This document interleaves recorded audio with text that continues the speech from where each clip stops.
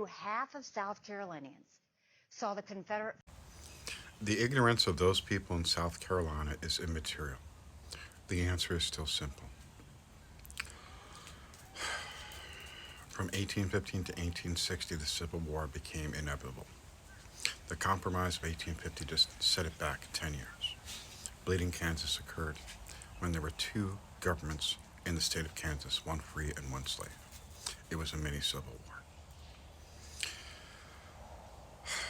11 states seceded from the Union, and in the great state of South Carolina, where Fort Sumter is, the Confederate, racist, bigoted, slave-owning, repugnant fucks fired the first shot in the war of Southern aggression.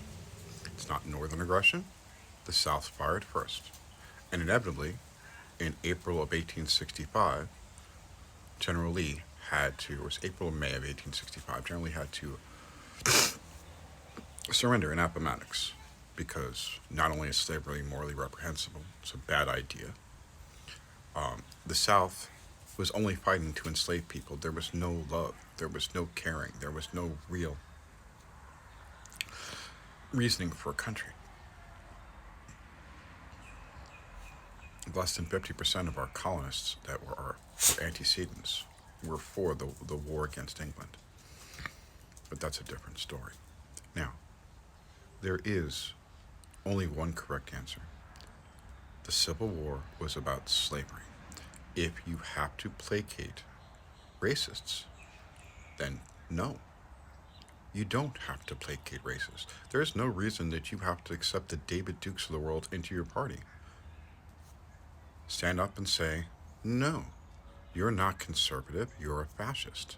And that's the problem, because their ideas are so bad. They've had to accept more and more of the dregs of society into their party to keep their numbers up. It's not as though the youth is going into MAGA.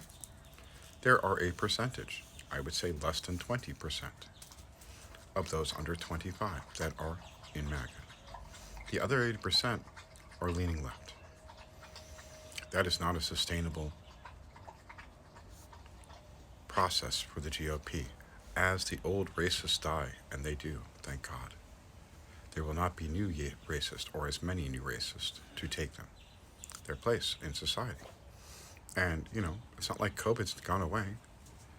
If COVID comes back, it will kill more Republicans because they are ignorant. They are willing to follow conspiracy theories. It's the reason why they follow Donald Trump.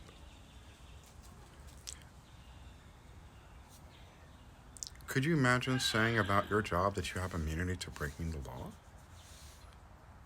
So I taught for 25 years. As a teacher, I can't break the law. No one in the United States is above the law. That's how the laws are set up. And he is arguing that he is. But that's me getting off the topic. The Civil War was completely fought on the issue of slavery. And if you have to placate your base that is racist, you shouldn't be bothering. Take those inbred evangelical Christians and ignore them. That's what we all did prior to 1978, before Ronald Reagan got into bed with the Christian right. We didn't care what the crazy said.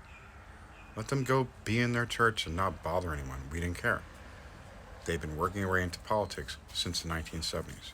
Pat Robertson got in bed with Ronald Reagan because Pat Robertson was upset that the Supreme Court said that Christian schools in the South had to integrate. And let you know, by the way, that was 20 years after Brown versus the Board of Education. The same group of people is tying up the litigation to make sure that private schools were not integrated. Because there's no love like good U.S. Christian love. Hate your neighbor. Imprison your neighbor. Kill your neighbor. These are the values that Christian nationalists and Christian fundamentalists seem to follow here. There is no turn the other cheek. There is no serve. I taught for 25 years, and that's a direct response to me being Catholic. My mom was a nurse. My aunt was a nun. We gave back to our society, and that seems to be missing. The GOP is actively trying to destroy our society. 161 congressmen and women voted against the Board of Education last year. and these people still have jobs. Remember to vote true. Our society and the democracy we enjoy is completely dependent upon it. Put pressure on your congressmen and your senators and President Biden to get the Equal Rights Amendment moving.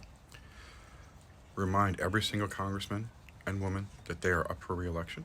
And do not forget that there is a presidential election coming in November of this year. And we have multiple people running from both parties. Take a listen to Dean Phillips.